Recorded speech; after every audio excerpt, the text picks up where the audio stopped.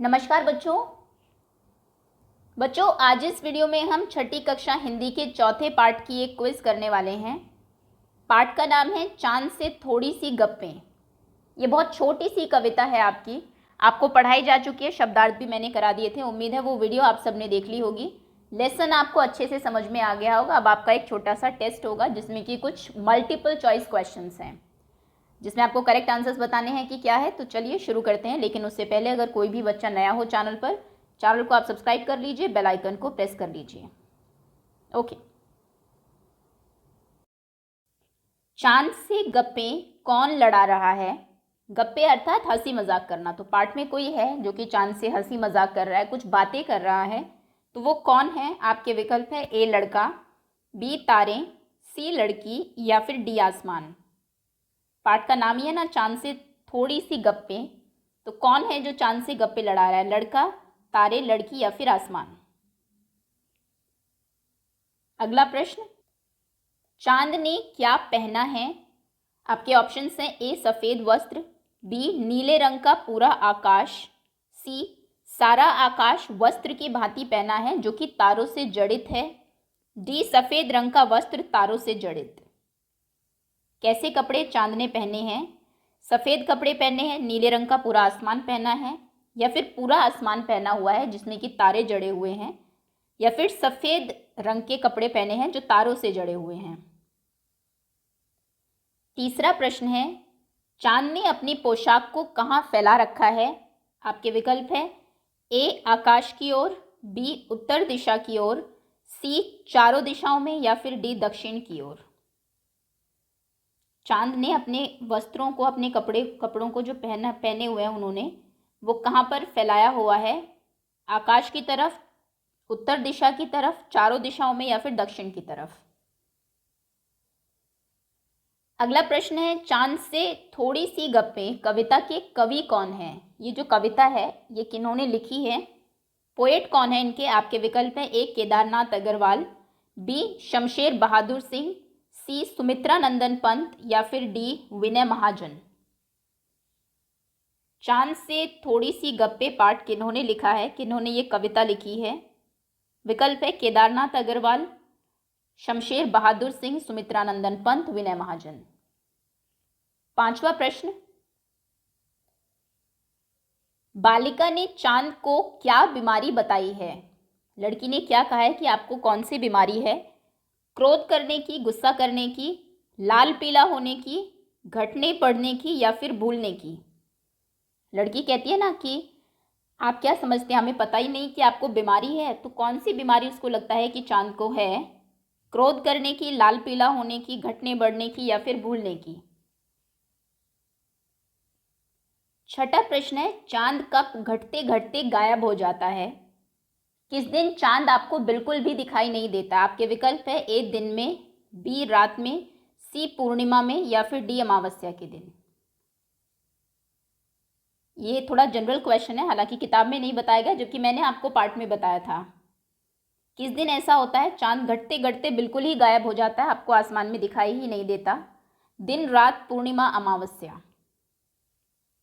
चलिए अगला प्रश्न है, चांद के वस्त्र पर क्या जड़े हुए हैं? चांद के कपड़ों पर क्या चीज जड़ी हुई है? आपके विकल्प है ए मोती, बी सोना, सी चांदी या फिर डी सितारे। चांद के कपड़ों पर क्या चीज जड़ी हुई है? मोती, सोना, चांदी या फिर सितारे। आठवां प्रश्न, चांद चंद्रमा पूर्ण गोल कब हो जाता है? चांद पूरे तरीके से गोल किस दिन होता है? आपके विकल्प है ए पूर्णिमा की रात को, बी अमावस्या की रात को, सी अष्टमी की रात को या फिर डी सप्तमी की रात को। किस दिन चांद बढ़ते बढ़ते बिल्कुल गोल हो जाता है? पूर्णिमा की रात को, अमावस्या, अष्टमी या फिर सप्तमी। नवा प्रश्न है, चांद का मुंह किस रंग का है? आपके विकल्प है नीला, गोरा चिट्टा, काला या फिर पीला। चांद का मुंह कैसा है? नीला है, गोरा चिट्टा मतलब गोरा है, काला है या फिर पीला है। 10वां प्रश्न है, चांद का घटना बढ़ना लड़की की समझ से क्या है? चांद जो घट रहा है, बढ़ रहा है, वो क्या है? एक प्रकार है चांद का, एक विशेषता है चांद की, सुस्त होना है कि वो बहुत आलसी है, या फिर डी कोई बीमारी है? लड़की के अनुसार चांद जो घटता बढ़ता है तो क्या है वो? चांद की एक प्रकार है, चांद की एक विशेषता है, सुस्त है चांद, या फिर उसे कोई बीमारी है? अगला प्रश्न है, कौन सा शब्द चंद्रमा का पर्यायवाची नहीं है?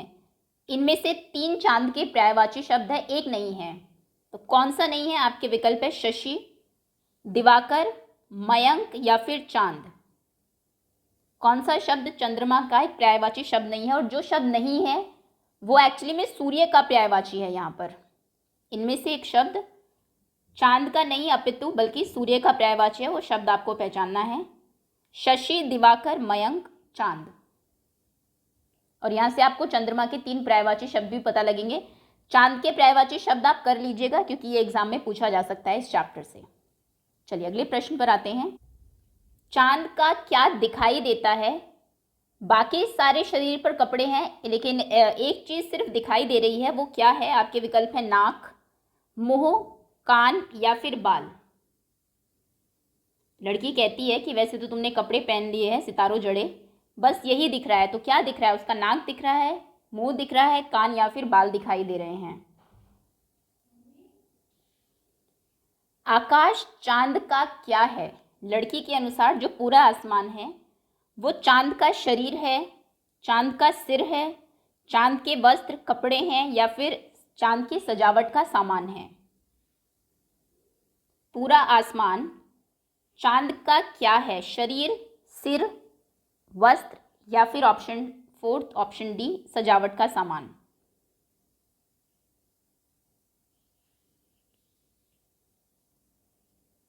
चंद्रमा को बच्चे किस रिश्ते से पुकारते हैं? ऐसा आपने अक्सर कविताओं कहानियों में देखा होगा। बच्चे चांद को क्या कहते हैं? नाना, चाचा, मामा या फिर भाई? बच्चे अक्सर चांद को किस रिश्ते से पुकारते हैं? नाना, चाचा, मामा, भाई।